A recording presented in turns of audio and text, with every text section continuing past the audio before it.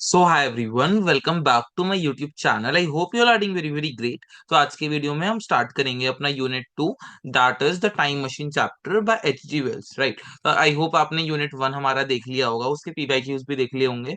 And unit 2 में हम इस टाइम पे, क्योंकि कल ही आपका एग्जाम है एंड मैं भी बाहर था, राइट।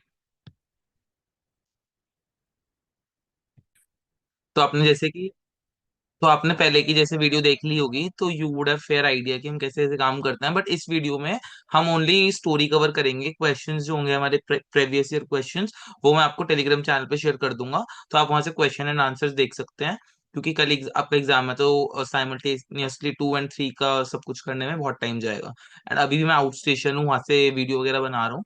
सो या, तो थोड़ा बैकग्राउंड नॉइज वगैरह आया तो आप एडजस्ट कर सकते हैं, ठीक है। तो अब स्टार्ट करते हैं अपना ये unit. Just give me a minute. ठीक है, तो हमारा जो यूनिट का नाम है वो है time machine bye H G Wales. ठीक है। तो इस पे 1960 में एक मूवी भी लॉन्च हो चुकी है, ठीक है, इस पूरे चैप्टर पे। तो अगर आपके पास टाइम है तो आप वीडियो भी देख सकते हैं, मूवी भी देख सकते हैं इसकी। ठीक है, यूट्यूब पे आपको कहीं भी मिल जाएगी मूवी इसकी। 2002 में भी आई थी इसका एक बेटर क्वालिटी के साथ पार्ट, तो आप चेकआउट कर सकते हैं वो movie in order to have a better understanding about this unit. तो चलिए अब इसकी रीडिंग स्टार्ट करते हैं। बहुत बेसिक है, जल्दी खत्म कर देंगे। सो द टाइम मशीन एचजीएल, तो इसका मैं एक इंट्रोडक्शन देता हूँ पूरी इस यूनिट का। इसमें ये है कि टाइम मशीन वर्ड सुन के हमें क्या समझ आ रहा है कि एक बंदा टाइम ट्रैवल कर रहा होगा, तो ये टाइम ट्रैवल से रिलेटेड ही है। तो ये जो स्टोरी है पूरी, वो एक साइंटिस्ट की है, जिसको टाइम ट्रैवलर के नाम से जाना जाता था। ठीक है, उसका एज सच नेम वगैरह नहीं दे रखा है। ठीक है, तो ये वो एक मशीन इन्वेंट करता है। ठीक है, एक साइंटिस्ट है, वो एक मशीन इन्वेंट करता है जो टाइम में ट्रैवल कर सकती है। जैसे डोरेमोन में टाइम ट्रैवल मशीन नहीं होती थी, तो उस टाइप की एक मशीन इसने इन्वेंट करी, जिससे ये फ्यूचर में पास्ट में जा सकता है। तो और जब जैसे इसने मशीन डिसाइड इन्वेंट करी, इसके दिमाग में आइडिया आया, और इसका बहुत ज्यादा मन था अंदर से कि ये अपना फ्यूचर देखे कि फ्यूचर में धरती का क्या हाल होगा, 4000 में, 5000 में धरती का क्या हाल होगा। तो ये इसको लगता था कि जो हमारा फ्यूचर है वो बहुत ज्यादा ब्राइट होगा, हाई टेक्नोलॉजी होगी, हर चीज हमारी रोबोटिक मूव में हो रही होगी। ठीक है, तो ये सब इसके दिमाग में माइंडसेट था। बट इसने जब मशीन को टेस्ट करा, तो एंड जब वो वहां पे गया, तो ये देख के वो शॉक हो गया कि वहां पे प्रोग्रेस की जगह सब कुछ बहुत ज्यादा बेकार था, सब कुछ डिटियोरेटेड था। ह्यूमैनिटी जो थी वो बहुत ज्यादा वीक हो गई थी, डिवाइडेड हो गई थी, हर कोई एक दूसरे से जुड़ गया था। जैसे आज कास्ट बेस्ड सिस्टम है, वो कास्ट बेस्ड सिस्टम हर कोई खत्म हो गया था एक तरीके से। Humanity was at the verge of existence, ठीक है। तो जो ह्यूमैनिटी थी वो बिल्कुल खत्म होने की कगार पे खड़ी हुई थी, एंड ये देख के वो बहुत ज्यादा घबरा गया था। ठीक है, तो इंट्रो तो बेसिक सा ही है, पूरी स्टोरी को कवर करते हैं।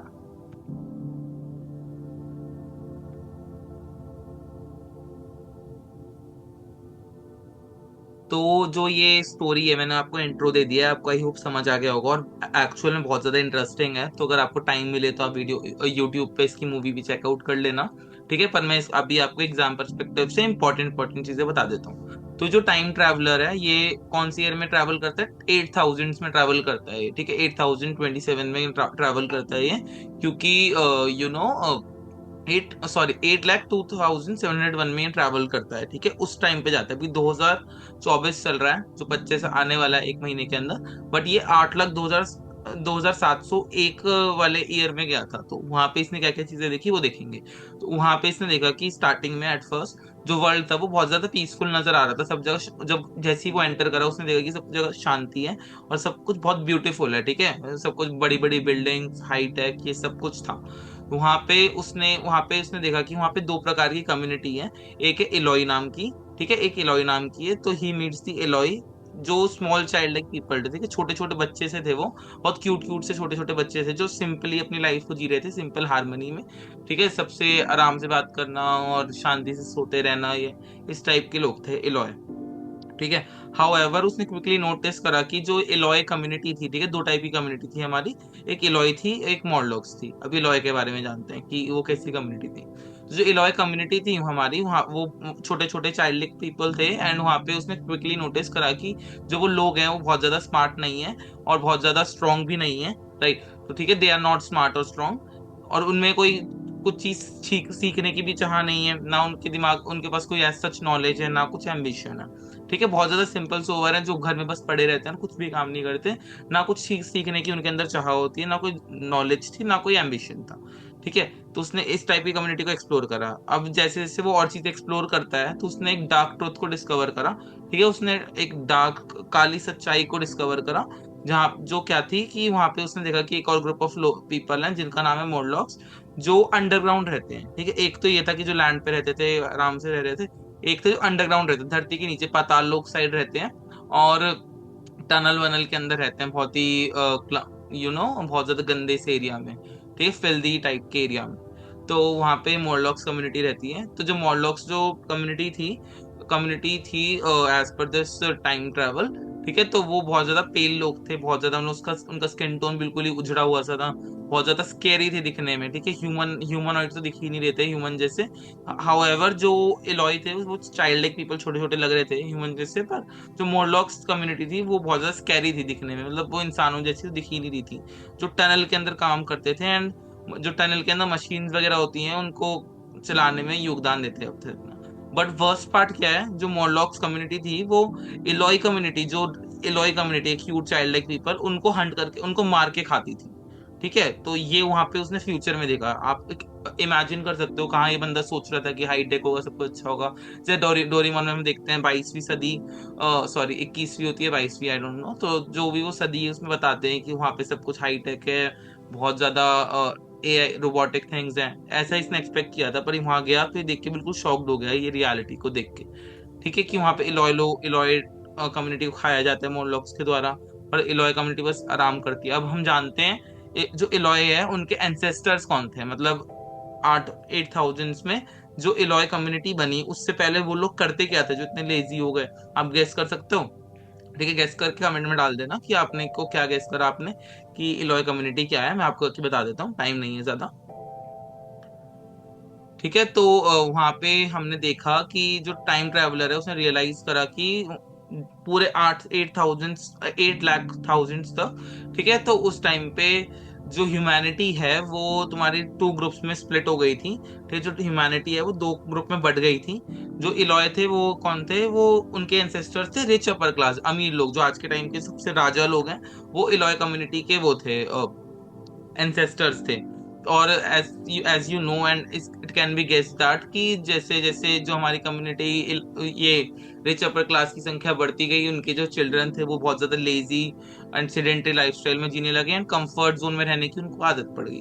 As a result comfort zone में रहने की आदत पड़ते ही वो लोगों को कुछ काम करने का मन ही नहीं करता था, वो बस पड़े रहे। एंड एक टाइम ऐसा आ गया कि उनसे उठा ही नहीं गया, वो बस लेटे रहते थे, और कुछ एक्स्ट्रा दिमाग लगाते ही नहीं थे, क्योंकि अब उनकी की जो बेसिक टेंडेंसी थी वो वैसी ही हो गई थी। वहीं जो मॉडलॉक्स कम्युनिटी थी वो आती थी पुअर वर्किंग, जो मजदूर जो हमारे लेबरर्स वगैरह होते हैं उनके हाथ से, उनके एंसेस्टर्स होते, तो उनको इनके अंदर हमेशा ही मेहनत करना, काम करना, इन सब की आदत स्टार्टिंग से थी। तो देवर फोर्स टू लिव, तो उनको they were force to live and work underground, तो उनको अंडरग्राउंड में काम करने की बहुत अच्छे तरीके से हैबिट बन गई थी।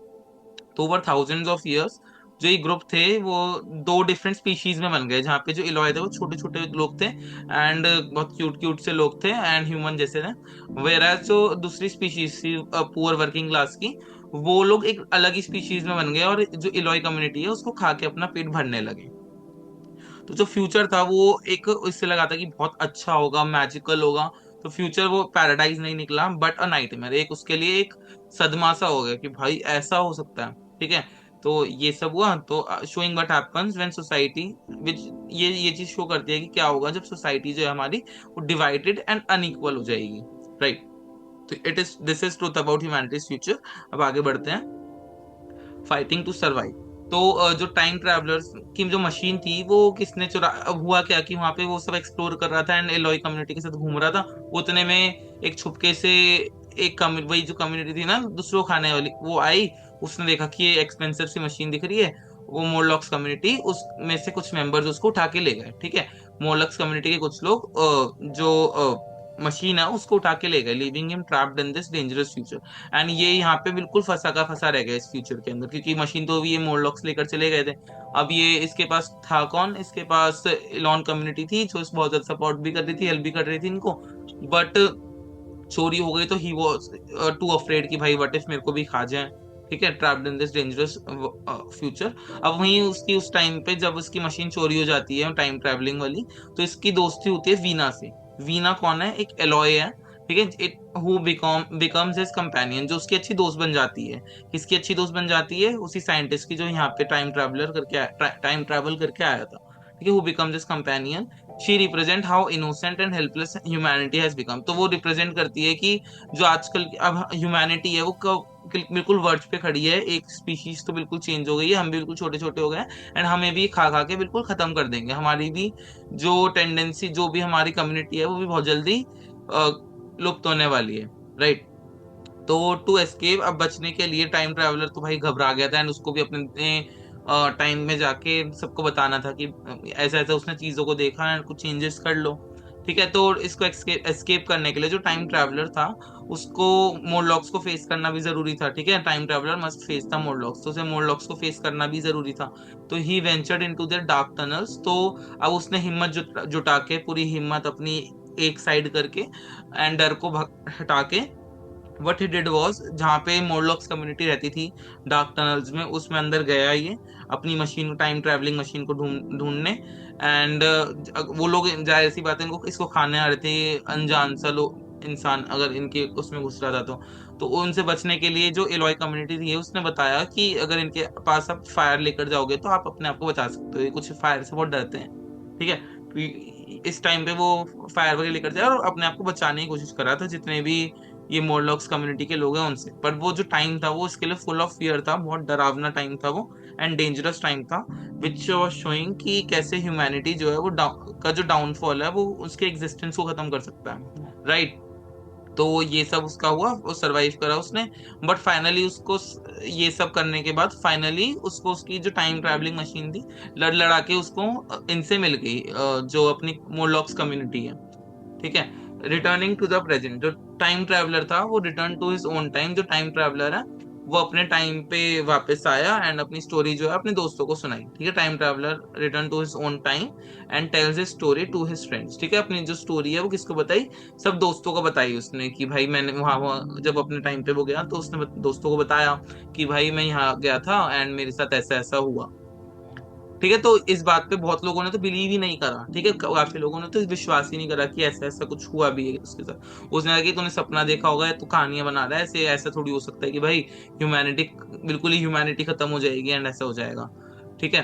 तो हाउएवर जो टाइम ट्रैवलर था उसको तो सच्चाई पता थी कि भाई वो तो सच में गया है एंड उसने सब कुछ एक्सपीरियंस करा है। तो उसने सोचा कि अब मैं टाइम को दोबारा एक्सप्लोर करूंगा। अभी मैं 8000 सदी में गया हूँ, फिर मैं 11वीं हजार सदी में जाऊंगा, जाता रहूंगा जब तक मुझे पता नहीं लग जाता कि एंड क्या है अर्थ का, ठीक है। तो अब वो एक और जर्नी पे चला गया एंड फिर उसको कभी वापस नहीं देखा गया।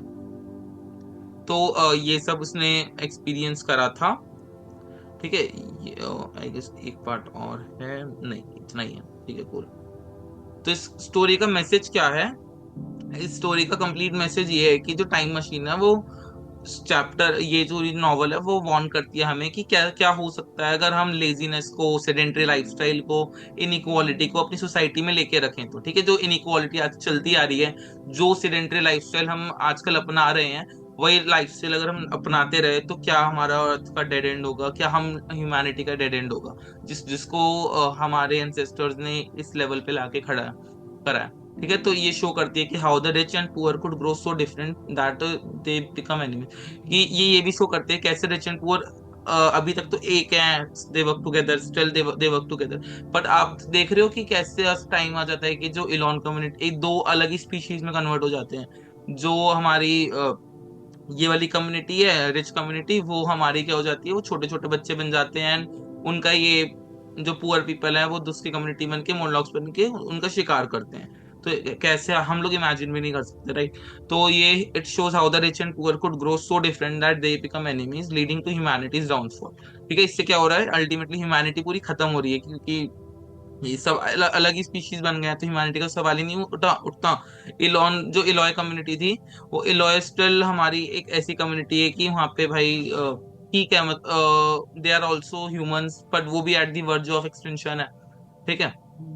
तो ये स्टोरी हमें रिमाइंड करती है कि जो progress is not guaranteed and हमें एक साथ काम करना चाहिए, एंड अब मेहनत पसीने के साथ काम करना चाहिए, अपनी बॉडी पे भी फोकस करना चाहिए, जिससे हमारा जो हाल है वो वैसा ना हो जो इसने 8000 वाली सदी में जाके देखा था। ठीक है, to build a better future. तो इस स्टोरी का कंप्लीट मैसेज रहने वाला है। Thank you so much for watching this video till the end. अब जो नेक्स्ट वीडियो होगी हमारी वो होगी यूनिट 3 पे। यूनिट 2 के जो PYQs हैं आपको मिल जाएंगे। Thank you so much for your patience. जब तक के लिए tata bye bye, take care, keep learning.